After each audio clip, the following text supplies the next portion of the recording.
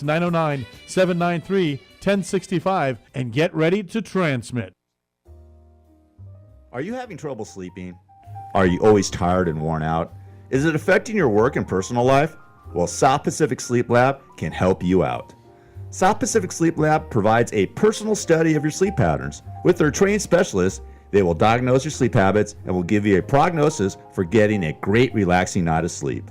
South Pacific Sleep Lab has locations throughout Southern California, including Fontana, and will provide transportation to any of their locations at no cost to you. To find out more, give them a call at 844-SAD-5050. That's 844-SAD-5050. South Pacific Sleep Lab. Start resting easy and sleeping sound today. KCAA is your CNBC News affiliate. We're the station that gets down to business.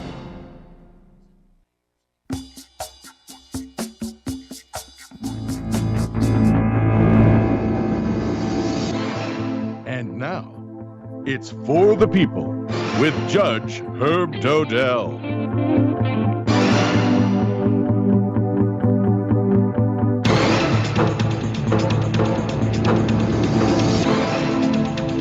Okay, well, good afternoon. You know that old expression, we've got the good news and the bad news. Which would you like to hear first? Well, yeah, let's hear the let's go with the bad news. That's right. And it works chronologically. It really does. For those of you who were waiting to hear the interview with Roger Stone, the bad news is he's not going to be here today. Yeah, and now you want the good news? Sure. The good news is he's coming next Monday. Well, let's cross our fingers and toes and our eyes. And I often wondered why his lawyer would allow him to do this. Because many of the conservative lawyers would say, don't say anything. But I was thinking about it. He's already testified before the grand jury and before Mueller. I think it's before the grand jury. I'm not sure about that. He hasn't done Mueller yet, but he's done. He did one of them. Yeah. And he's already said what he said. And now that Manafort, Manafort was his partner. Did you know that? I didn't know that until you told me. Yeah, they were partners for 10 years. Really? In fact, the reason that Manafort got the job as the campaign chairman was because he was recommended by Roger Stone. I did not know that. And I almost finished his book. Stone Rules, and I was amazed. I got to tell you, I don't do a lot of outside reading. I usually don't have the time for it. But since I knew he was going to be the guest, supposedly, we got to find out what he had to say. Wow. I kind of fudged it the last time. I had only looked at parts of the book, right? But I wanted to get a good read. And the thing that amazed me the most is I looked back at the president's conduct during the campaign, and afterwards, it's Roger Stone. If you read the book, and it's a good book. Okay. Not that I'm going to plug for Roger's book, but it's okay. The fact of the matter is, it's an exact reflection of what Roger Stone's rules are. Wow. It's and amazing to the degree that it is almost identical. All the things that he says you need to do or should do or you'd want to do, that's exactly what the president did and is doing. So it's remarkable. This guy has a lot of influence. So I guess he wants to do the show. Well, he liked the last show we did together. He will do the show. I had him on the air last week on my radio show called Control Chaos, which airs 8 to 9 Monday through Friday on KCAA. So I had him on. Another cheap plug. Well, I mean, come on. That's okay. I got it. Give me a break. You got it. I'm giving you a break. I talked off the record. Georgina. All right. Anyway, that's an inside joke. But anyways, and I did ask him some questions, and he was booked to do the show. Okay. And I talked to his PR person. I actually texted Mr. Stone today, and he said that he had a emergency engagement that he had to do. That it was just a conflict of scheduling, and that I talked to his PR person, Lainey, and she said that he will be booked next Monday. Yeah, well, that's the good news. That's the good news. And by then, what I'm going to do, I try to do unique things on the show. We try to change a little whatever here and there. For those of you who are listening, you want to ask any questions, contact me at AskJudgeHerb@gmail.com.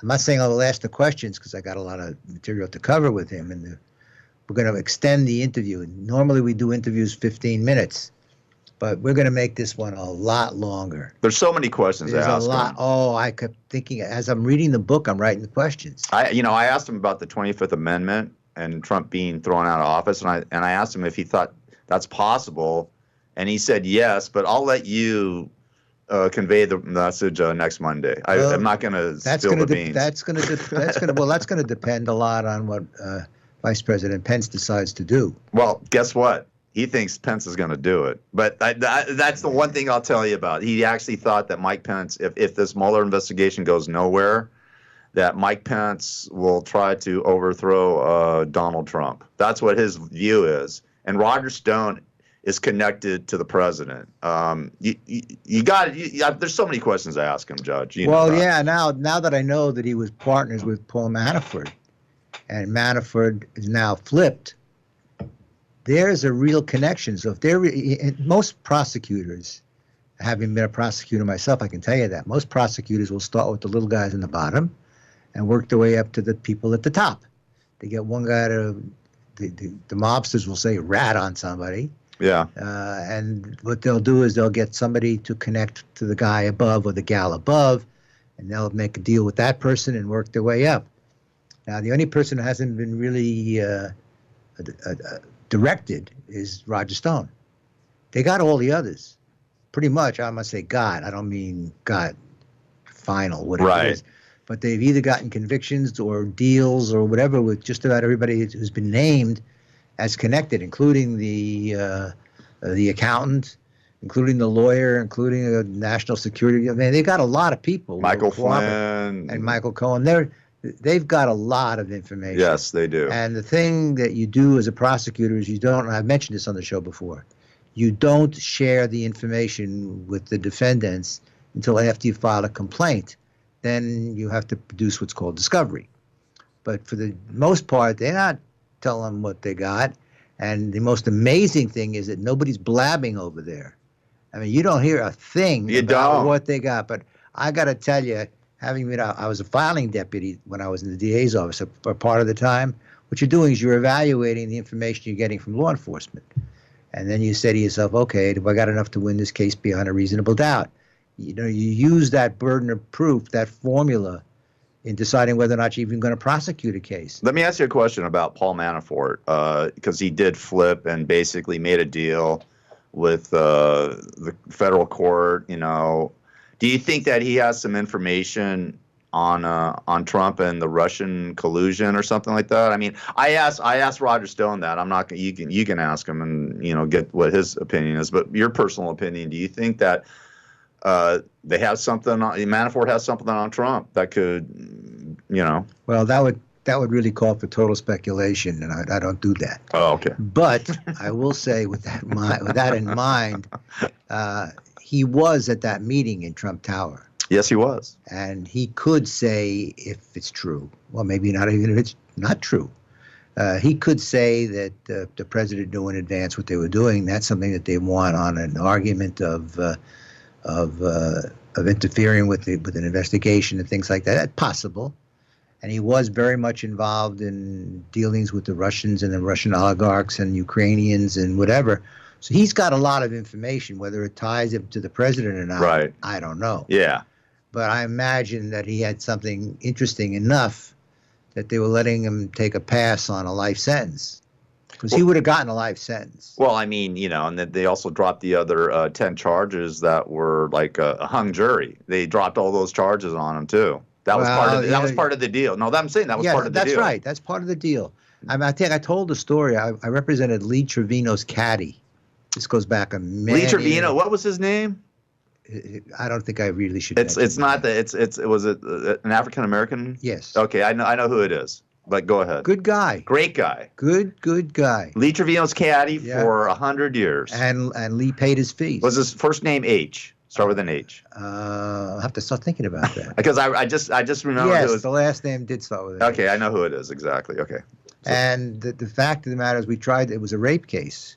He was accused of raping a 15-year-old woman. Really? And allegedly climbing through the window and raping her.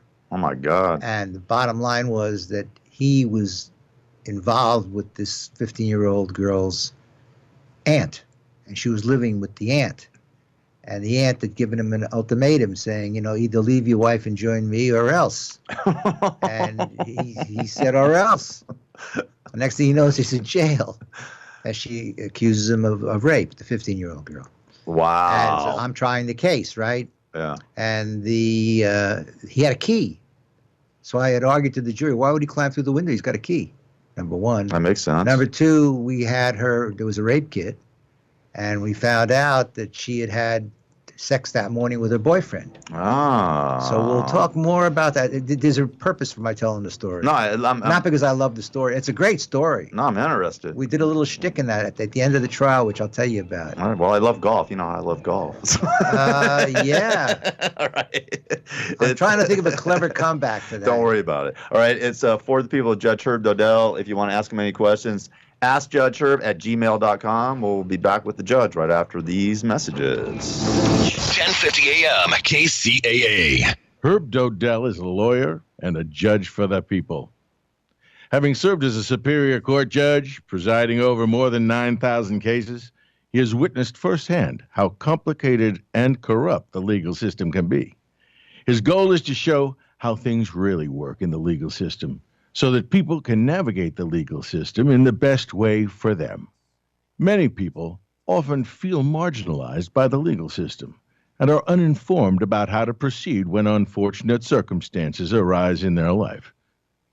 Judge Herb will pull back the curtain, lift the veil, so people can truly understand their rights, have access to top legal personnel that they can trust, and have knowledge about how things work so they can make better choices.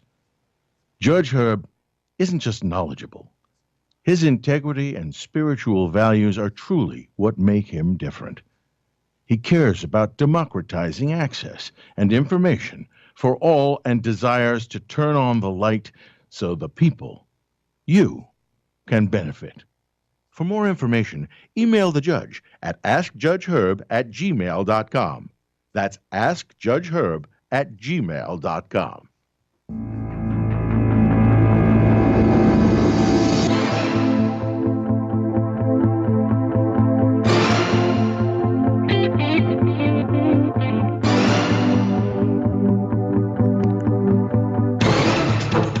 Okay, the purpose I'm telling the story of coming up with it. And this gal claimed that he was bald or balding. My guy had hair, like you. Not quite as wild as yours. Nobody has hair like me. You. And she claimed that he was wearing jeans and he zipped down his pants, etc., etc. Well, I had the jeans with me in the courthouse, in the courtroom. And I held them up, but you couldn't see the front. I only held up so you could only see the back. I said, are these the pants? She probably figured it's in the courtroom, it's an exhibit, blah, blah, blah. She says, yes, that's them. And I turned it around, and guess what? Didn't have a zipper, it had buttons. It had buttons. Right. Uh-huh. So anyway, the purpose of telling the story is that it was 11-1 for not guilty. 11-1. And the one, it turns out, was a woman who had a niece that had been raped years earlier. And when we did the voir dire, which is the jury selection, yeah, we asked the question, anybody have any family members, friends, or anything who had been subject to anything like this? And her answer was no. So she basically lied. She was going to get even. The reason I'm telling the story is the case never got retried. I'm not so sure that they would have retried that case against Manafort. They got eight guilties. Yeah, I hear you. In fact, I was thinking as we're coming down, because I knew you were going to ask me what my opinion is going to be about Kavanaugh, which I can't wait to talk about that. I'm going to go there with you in a minute. But the bottom line really is, I was right about the outcome of Manafort. I said they'd convict him on some, and he wouldn't be convicted on the others. You were right. The fact that only one hung out, that tells you they would have gotten a conviction with another. More likely than not, that they would have gotten a conviction if they retried the case. He looked at the numbers. You didn't have to be H&R Block to figure out what he's looking at. I mean, 8 counts, even if you're random concurrent which means at the same time. Some of those, I think, were maxed out at like 5 years. So he might have done 10 years. But the one in New York, the one in Washington, that one had a much higher risk, much higher stakes, and they're saying he couldn't afford it. He would have found a way if he thought he could beat it.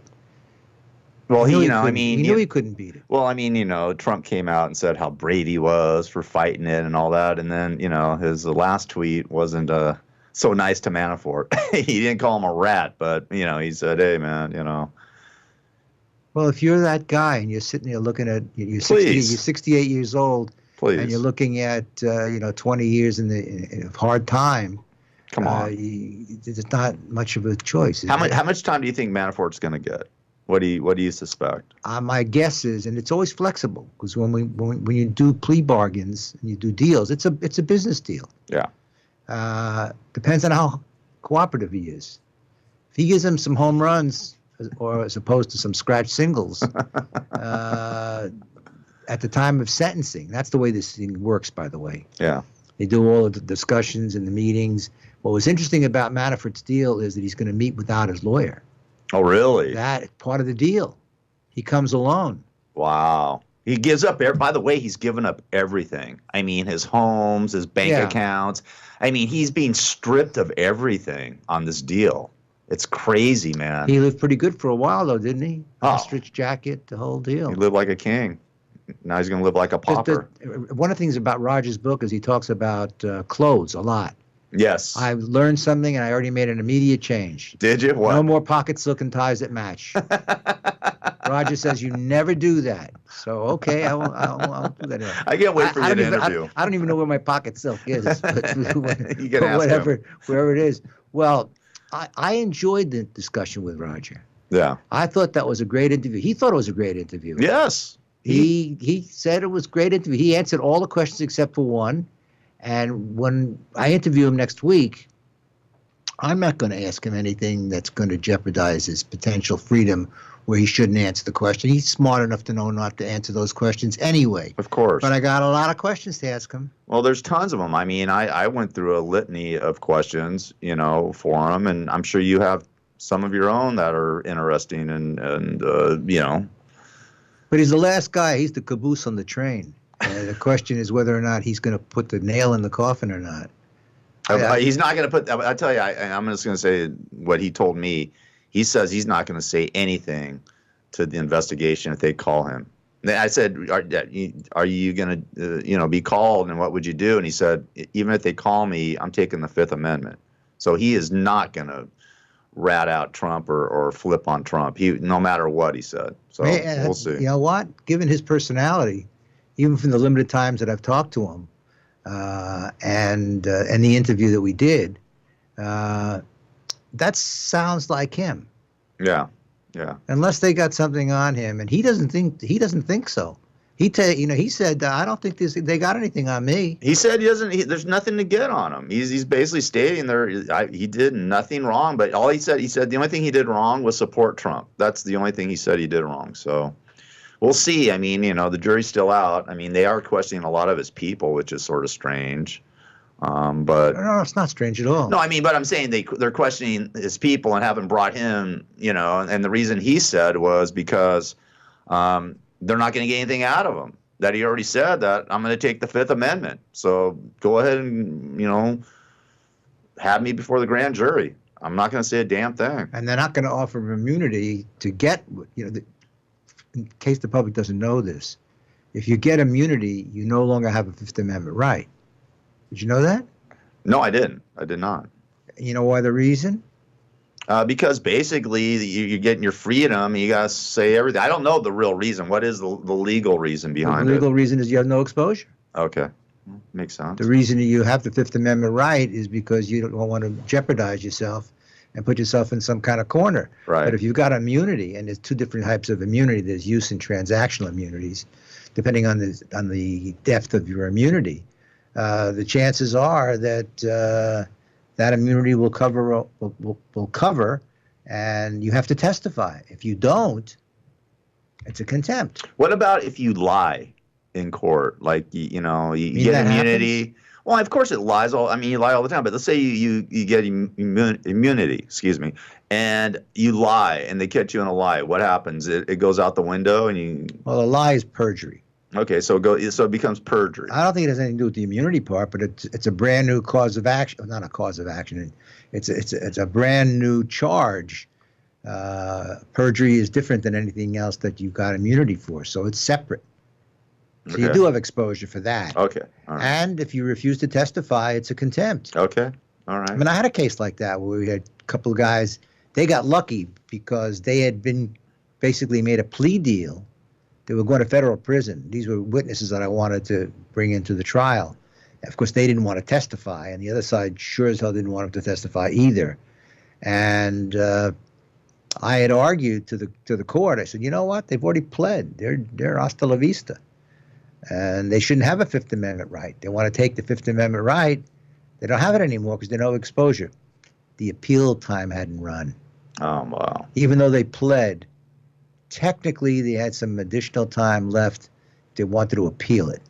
And they could have, if there was some irregularity or something had been done improperly, they could have done that. And because the appeal time hadn't run, they were allowed to take the Fifth. Oh, wow. And that's what they did. And by the way, just so you know, in a trial where they take the Fifth, yeah, they take the stand, and standing next to them is guess who? Their lawyer. Their lawyer, yeah. And exactly. he's whispering in the ear. Yeah, saying, exactly. You know, say nothing. It reminds me of Mark Furman. Remember the Mark? That's the. I don't remember that one. as well. Oh yeah, I remember when F. Lee Bailey was questioning Mark Furman on the stand, and his lawyer. I think it was Stacy Kuhn, who actually represented, I believe, one of the Simi Valley officers. I think that was the attorney's name. And he was sitting there whispering in Furman's ear, and Furman would say, I plead the Fifth. So it was pretty wild. Many times they read off a card because they can't remember the dialogue. I plead the Fifth. How can you screw that one up? Based on my Fifth Amendment rights under the United States Constitution, and they got a little spiel, to do that. I plead the Fifth. But the Fifth. Now, you also mentioned to me you got some nasty texts. I did, Judge. I had a weird start. This has been a weird day, right? Can we both state that this has been a weird day for both of us? Different. It's been a different day. Well, this strange day. This morning, I woke up to do the radio show, Monday through Friday, 8 to 9 a.m. on KCAA. And anyways, I get these text messages at like 5:30 in the morning. I'd shut my phone off, and all of a sudden I get, I turn my phone back on. I get like these 8 messages. And it's basically from a person that I know very well for like 25 years that I've worked with before. And it was threatening messages, text messages like, hey, Gary, F you. And then then the next text message was about the discussion of our dealings. Okay. And then another one was, saying that he wanted to kick my ass and kill me. And cripple me, and he said it 7 or 8 different times, and said he wanted to meet up with me. Didn't he give you a time and a location? Oh yeah, he gave me a time like tonight. He wants to meet me tonight in Culver City at 10 p.m. Well, I ain't going to Culver City. I don't even like going to Culver City, no matter what time it is.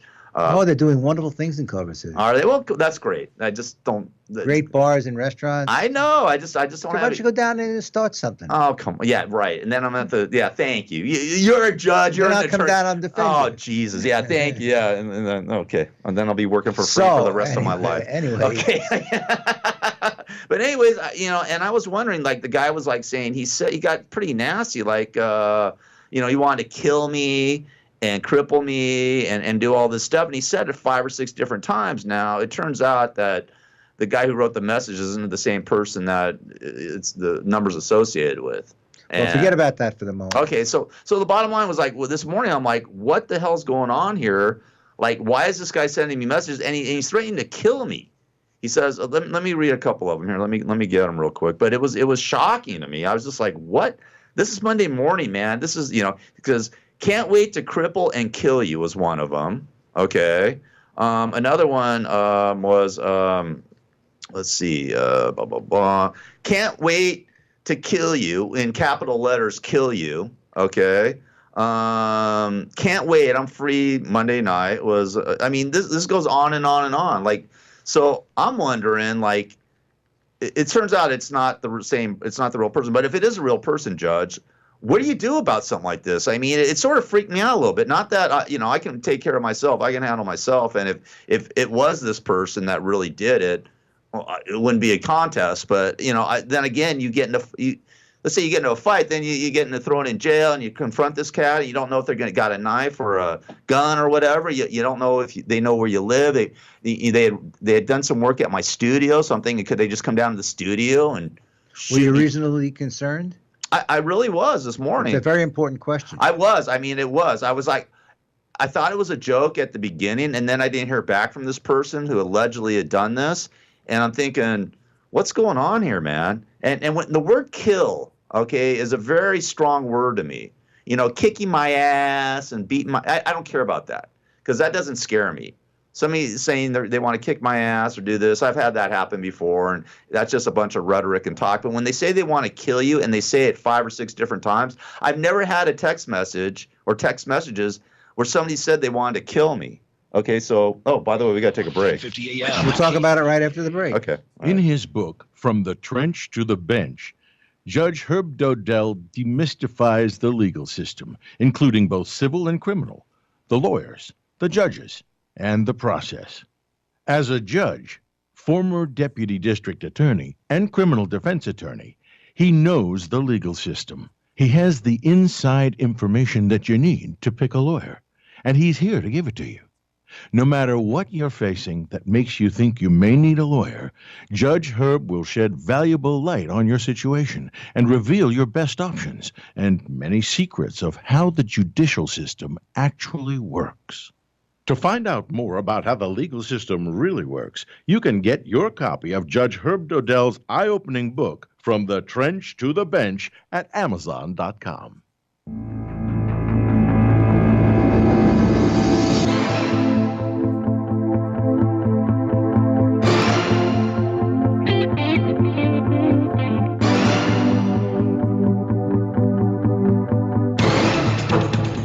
Okay, we back?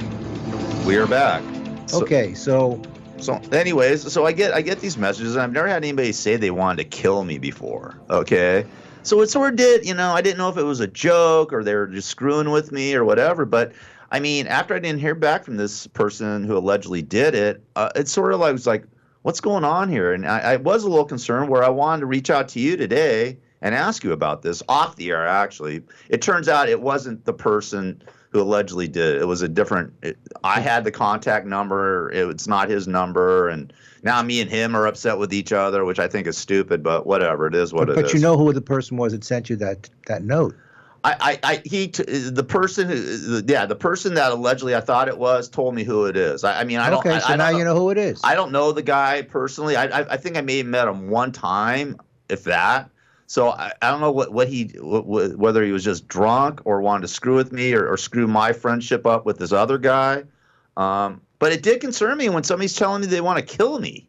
Well, you heard the story probably in show 2, 3, 5. Early on, I told the story.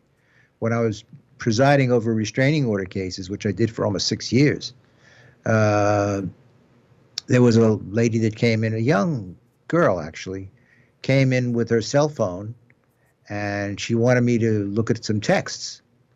And she gave it to the bailiff. The bailiff brought it up. I look at the texts, and there among the texts is another girl sitting on the floor with a beer bottle in one hand and a gun in the other. Underneath it said something like, "Yeah, you're next," or I can't remember the exact words. But the bottom line was that was substantial evidence to support.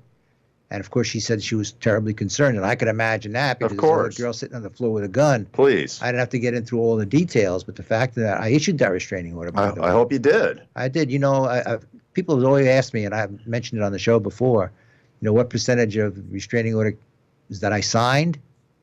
And I once asked my clerk, I said, what percentage? I know you're not keeping track, because we don't keep track. I said, but what percentage? She said, you grant about 5%.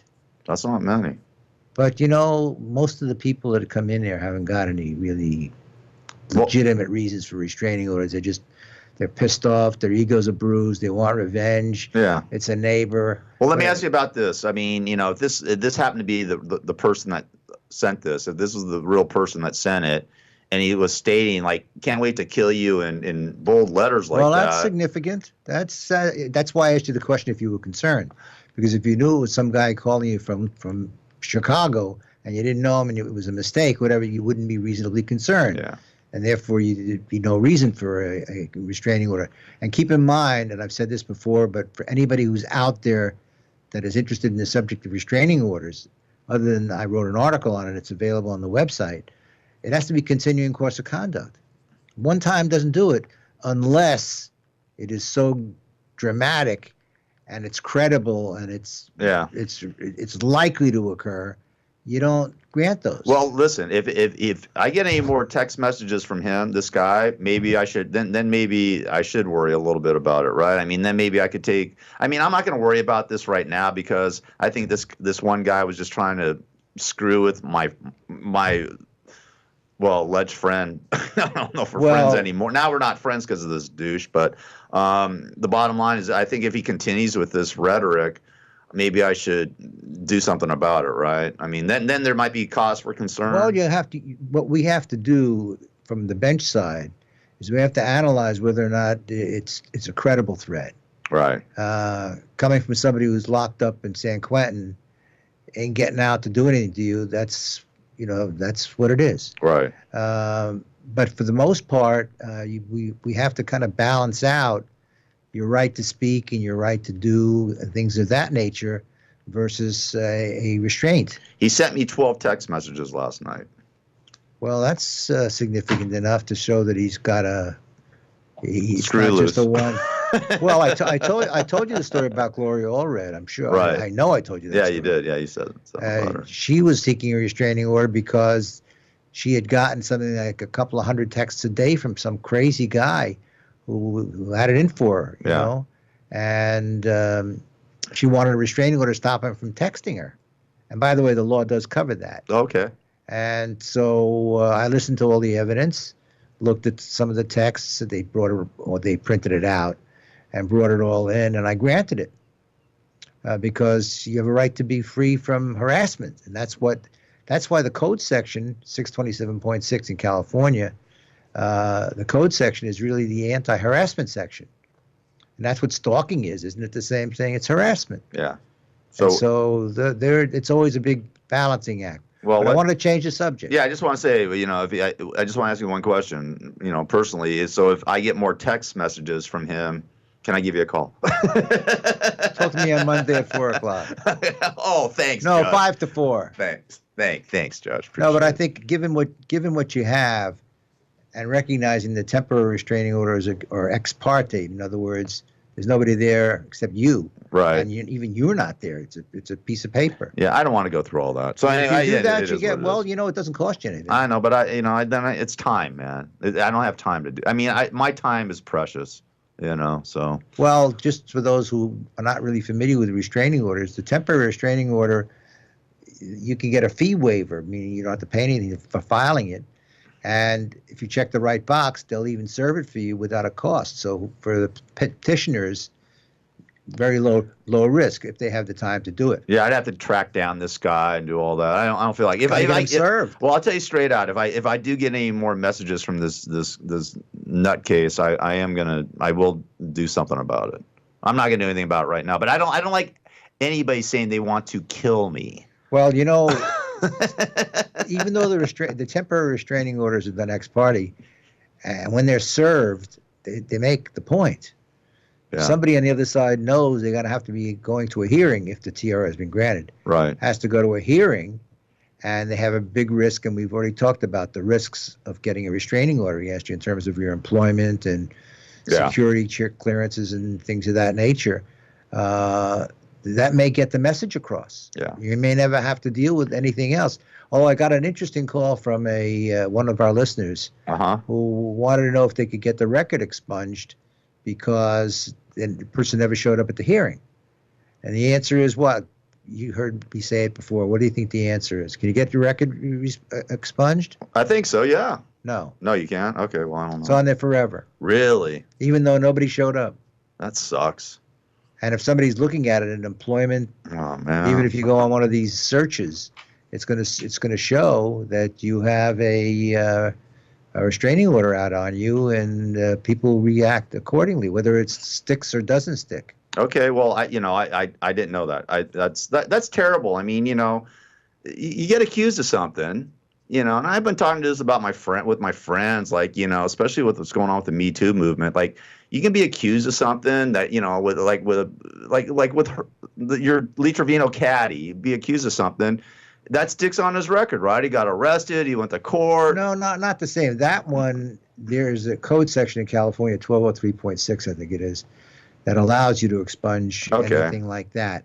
Especially, even if it's a felony, it can be reduced to a misdemeanor and dismissed. So if it doesn't go to court or anything like that, I mean, you could probably get that. You could probably get that expunged. Probably Okay. can. Yeah. But the arrest will show. Yeah, that sucks. That's the point. That's what I'm saying. That's what I'm saying. See, that should be expunged. The arrest should be expunged. If you didn't do anything, I agree with you. That is ridiculous. I agree with you. I've had this conversation with a it's crazy. A judge friend of mine, and I've said, if we're going to do some kind of clarification of this law, which needs to be clarified in many ways, I said one of the first things we should do is talk about expungement possibilities for people who have this on their records. And we all agree. Just the nobody arrest does record. anything. Yeah, just the arrest. I mean, because, I could tell you a story. I don't want to get into it here, but, I got falsely accused of something and got arrested. And I never even had to make a plea deal or nothing. I went to court for like 2 minutes, and that was it. I had to go to the DA and talk to him about it, but they just let me go. But the arrest record is there. It is, but it also will show a dismissal. Okay. All right. When they run a rap sheet, it's called a rap sheet. When they run a rap sheet and they look at it, it'll say that you'd been arrested, but it'll also say case dismissed or whatever it is. Yeah. It keeps chronological track of what's going on. And speaking about criminal, I wanted to talk to the public about bail. Oh, yeah. We had a new statute now. Mm-hmm. It's not effective till next year, but cash bail is gone. Yeah. In California. That's amazing. I mean, I had a case years ago where the bail was outrageous because that was the alleged damages claimed by the victim. And so they didn't peg it to anything else other than, well, he caused the insurance company $600,000 in damages, so bail is going to be $600,000. Well, there was no legitimate reason for that. The guy was a zero flight risk. He was no danger to the society or anything else. And they stuck him with a $600,000 bond. Crazy. And unless you have the money, you're going to sit it out waiting for a preliminary hearing and then for something else. Although you can make bail reduction motions along the way. Still in jail. You're in jail until you make bail. Yeah, until they reduce the bail. That's gone. That's gone now. Yeah, that's a good law, I think. I think that's cool. You're going to see something called writs of habeas corpus. You're going to see tons of them. Yeah. And a writ of habeas corpus, it's called bringing up the body. Habeas corpus means bring the body before the court to show that there's a justification for keeping them incarcerated. That's what's called a writ of habeas corpus. Don't see them that much anymore, but they still go around here every now and again. And what's going to happen is some judge is going to say, you're not getting out. There's no cash involved here. I don't want you to be released. And you have to be able to show in this writ, which is filed in an appellate court, you have to show that the judge abused his or her discretion and that it was arbitrary and capricious, and you're going to have to show the record. So that's what's coming up. And the judge has, everybody knows, we have awesome powers sometimes. You do. We do. And Superpowers. I admit it. The key is to use them properly. Yeah. And the key is to not abuse what authority you have, because you are changing people's lives, and so you have to take that very seriously. I take it very seriously. I know. Always did. I know you do. But the fact of the matter is that some judges don't, and somebody could be a second offender, for example, hadn't done anything in 5 years, had been great, had dealt with their addictions or whatever it was, and they were back there.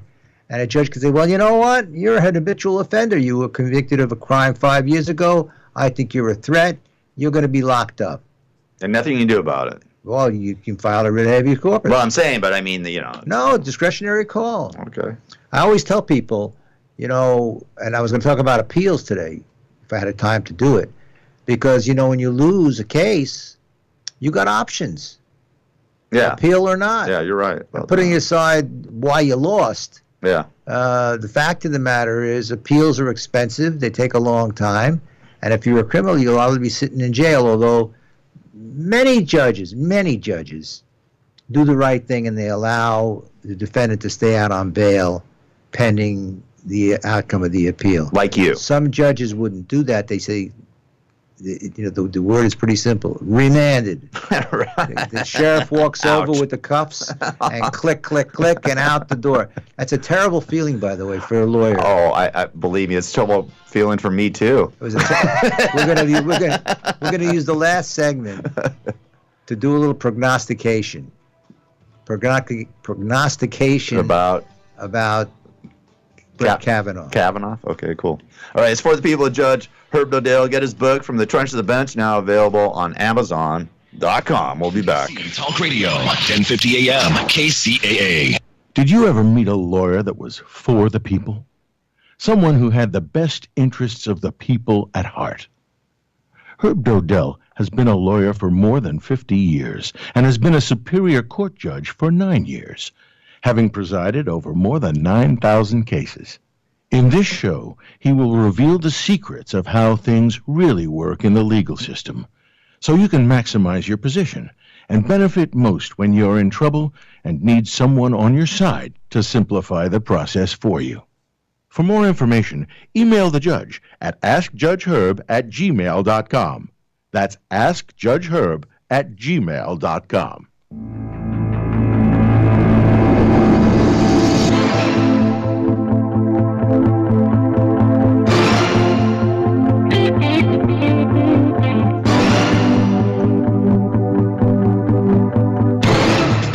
Okay, before we get to Kavanaugh, I wanted to mention to you, if you get arrested between now and the time that the statute gets into effect, it doesn't apply yet, you should make the same pitch to the judge.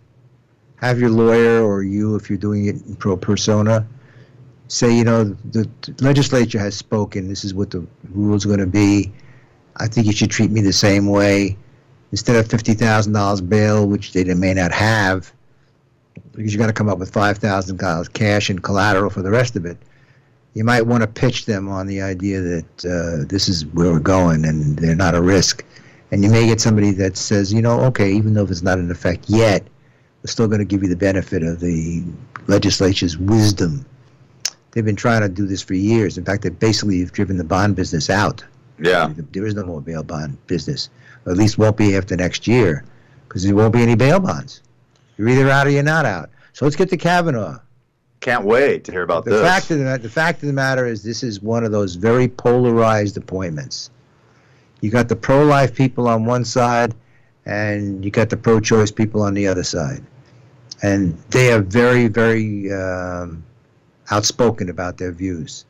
Then you got the people who are concerned that he'll be protecting the president from any potential wrongdoing, and then you got those on the other side that want a pound of blood. So you got a real polarized thing. So Yes. This event, this discovery, has some political ramifications. Now, I understand that this occurred when he was in high school. Yes, it occurred when he was in high school, and I actually, read about it today. He was in high school, and him and a friend, I guess, took this girl up to her room, and Kavanaugh forced himself on the girl, tried to take off her clothes, take off her bathing suit. When she tried to scream, he covered her mouth with his hand. What happened is, how she broke free is, I guess the other guy jumped on top of them, both of them, and they fell off the bed, and then she hightailed it out of there. Okay. Is the old expression, some people are going to say kids will be kids. That's what some people are going to say. What he did 50 years ago when he was in high school and he was 17 years old or whatever age he was, you can't hold that against him. He's had an exemplary life since then. That's going to be an argument made by some people. Yes. Now, because of the Me Too movement, there's a very little flexibility. You did it, and now you got to pay for it. And that group are the Democrats. They're going to say whatever they can say because they're going to do what Mitch McConnell did to the Democrats last year. Yes. They're going to stall it until after the election. That's what they want to do. Yes. Because if they do end up taking over the Senate, this guy's got a zero chance of getting in. Mm-hmm. Zero. Right. And it is also possible that some of the members of the Senate, current members of the Senate, Republican women, may say, you know what, this is not okay. I mean, I don't care about all the other things that he does and he wants to do and what he believes in and everything else, but this is not okay. And it is possible they won't be able to get enough votes. I think another thing. By. You know, yeah. Susan Collins has won. Yeah, and also Jeff Flake from Arizona is also questioning it. This is sort of weird. The dynamic, the Clarence Thomas thing from 25 years ago. 1991. Sort of the same sort of thing with Anita Hill. But hold on, but this is what I'm saying. There's already one justice that was accused of sexual harassment and assault and stuff like that. Do you think they're going to bring another guy in if this is found true? I don't think it's going to happen. I know he changed from Pepsi to Coca-Cola. Yeah, the pubic hair on the Coke can. Yeah. I mean, come on, man. But the fact of the matter is that the people who want this kind of person to be on the bench, on the Supreme Court bench, are going to forgive him for anything that he's done in the past. He's a good, clean-cut guy. He goes to the soccer games and all those kinds of things. They're going to find a way, just like a lot of people will justify conduct that they perceive from the president to be very opposed to what they personally believe in, but they're willing to do it because of the agenda. That's the same kind of argument that'll get made. Okay, he was what he was when he was 17 or 18 or 19 years old. That's then, this is now, and we've got to, forgive and do all of that. That's what one argument's going to be. But what the Democrats are going to do, maybe with the help of Jeff Flake, because he's not running for re-election. No, he isn't. He doesn't give a damn. And Bob Corker. I don't know about Corker, but I'm just saying he's also spoken out about it a little bit. Oh, he has? Susan Collins has spoken out about it. For sure. Yeah. And I'm sure Linda Murkowski. Yeah. From Alaska will have something to say too. Murkowski. Yeah. They may just be able to stall this. Although McConnell keeps saying, I'm bringing it up for a vote in the full Senate next week. Well, I don't think that's going to happen. Well, listen, they're having the hearing on Monday. Both of them, Kavanaugh and the accuser of Kavanaugh, are going to testify before the Senate Judiciary Committee on Monday. But look, you have to look at it like you'd look at any other case. You could even go back and look at Stormy Daniels. I know you like looking at Stormy Daniels. Not really. You like looking at her 10 years ago. 15. But the fact of the matter is, what evidence does she have to support it? This is 50 years ago in a fraternity house or wherever they were. But she did do one thing which is significant. From what I heard, she and her husband reported it to a therapist when they were going for therapy. Yes. That's like 7 or 8 years ago when Kavanaugh was unknown. Right. Unless he was known to the people in the legal world. Well, she was worried about him, moving up the ranks and possibly being a Supreme Court nominee at one point in his life. And she brought it up to her therapist with her wife or her husband, was at the therapy session. Well, the question is, was she planning ahead because she thought he was going to be a star one day and she wanted to ruin his future? Or was she expressing an event? Now, the problem with a lot of these molestation cases, whether it's Harvey Weinstein or whoever it is, the people who were the victims didn't report it to anybody. Yeah. That makes it a hard sell. Because if you have been victimized like that, and it has made an impression on your life, and I know there's explanations why you didn't say anything, you didn't want to share it. It's rape victims oftentimes, from my experience dealing with criminal cases, They don't tell anybody. Because they're embarrassed, probably. Well, embarrassed or whatever their reasons are. They don't do anything.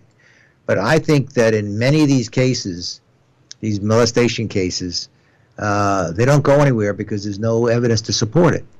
Didn't go to the police department, make a report. There's no rape kit. There's nothing. This one may be a little bit different, but some of those people are going to be easy to convince, and some will never be convinced. Right. No matter what the testimony is. The Mitch McConnells and those people are saying, you know what, let's just get past all this. They're not changing their view at all, no matter what it is that he did. And the Democrats weren't going to vote for him anyway, and they don't care what she says either. They're going to believe what she says because they don't want him to get the job. Yeah. I mean, so it's going to be predictably a stall as long as they could stall. If the Democrats can get 2 or 3 holdouts on the Republican side, and they don't lose anything by attrition on their side, because there's 3 of their Democratic senators are running for re-election in red states. They may have voted for confirmation because they didn't want to run the risk of losing votes in the election. I mean, but if I was, you don't really know. Yeah, if I was a Republican though, senator, and I was running and I voted for this guy, and more allegations came out. See, what I think is the whole telltale thing is it just her, or does he have a pattern of it? Like most of these, hold on, probably not. But hold on, Judge. If you look at these guys that have been accused of sexual harassment or whatever, that's a pattern. There's a pattern. There's not just one girl or one woman. There's a multitude of them. Yeah, so, but I don't. I'm just saying. It's unlikely that anybody's going to show up. But I think what the Democrats are going to state and try to stall this, like you said, till after the election. They may not be able to do it. But what they're going to try to do, though, they probably won't because they don't have the votes. But what they're going to try to do is basically say, hey, we want to make sure there's no other victims out there. Yeah, advertising for people to step forward. Right. If somebody else shows up with any credibility, he's done. No, he's toast. But if it's just her, as credible as she may be, it's going to be a he said, she said. And he said, she said doesn't meet burdens. Yeah, plus it happened when they were teenagers or in high school or whatever. Well, kids get drunk. And now they do other things, and so... You do stupid things when you're a kid, or even in your 20s or 30s. There's always the question of whether or not she's embellishing some of this. Maybe she wants the publicity, maybe she doesn't. There are a lot of motivations that come into some of this. But the prediction is they're going to stall as long as they can, but it probably won't do them any good unless something shows up. Well, are you going to be watching the hearings on Monday? I think I'm here. Talking to Roger Stone. Talking to Roger. I'll ask Roger. Hey, Roger, what do you think? What do you think about this whole thing? See, nobody's ever accused Roger of anything like that. No. He doesn't want to get his clothes dirty. No, of course not. He was talking about his the martinis that Nixon used to make. I thought it was vodka. No, Nixon liked gin martinis. That's right. I like the gin martinis. Me too. You like the gin martinis? I do. Crush the ice. Crush the ice. I say stir, but don't shake. Don't shake it. Just crush ice and shake it. He was in love with Nixon. Oh yeah, he loves it. That's why he's got that tattoo on his back. He's got a tattoo of President Nixon. There's a Nixon picture of it in his book. I know. There were some good pictures in that book. Yeah. But he idolized Nixon. In fact, what he said was he learned everything he learned from Nixon. Yeah. One of the questions I'm going to ask him is, do you see a difference between what happened with Nixon versus what's going on right now? Does there seem to be any difference? A group was after him before, but Nixon was being chased by some of the people in his own party. Yeah, that's the difference. Right now, the Republicans seem to be unified, and they're not breaking. Whether they can get a flake or somebody else to go along with what they're doing. They're just keeping their mouth shut. They're not, well, I'm sure that they've analyzed the ups and the downs, losing him, getting him impeached or whatever it is. They're going to get Pence. Well, I can't wait. Yeah. They may like that idea. Oh, God, don't tell me Mike Pence for president. They may like that idea. I know we don't. Or I don't. All right. Well, hey, listen. So that's it. I can't wait. Yeah, that's it. I can't wait to hear some of your questions too. I'm going to this week. I'm going to sit down and write some really interesting questions. By the way, can I go sit at your pool? No. Outside joke. Okay. We'll see you next week. All right, check out the judge. He's got a ton of YouTube videos. By the way, Yeah. we need to shoot in a couple of weeks. We're running out. We're running out. We got tons of YouTube videos. Judge Herb Dodell. Check him out on YouTube. Also, the book From the Trench to the Bench, now available on Amazon.com. And the judge will answer any questions. Well, not any questions. Well, most questions. Yeah. A lot of questions. I will answer some questions. Some questions. AskJudgeHerb@gmail.com. AskJudgeHerb@gmail.com. And by the way, the website yeah. is judgeherbdodell.us. JudgeHerbDodell.us. So you can click on the radio show, any radio show that you want. I'm a little behind on the descriptions, but you can pick the subject that interests you and just click on that one and listen to it. They're really very, very good. Right, Gary? They're fantastic. Okay. They're great shows. All right, Judge. See you next week. Yes, indeed. All right.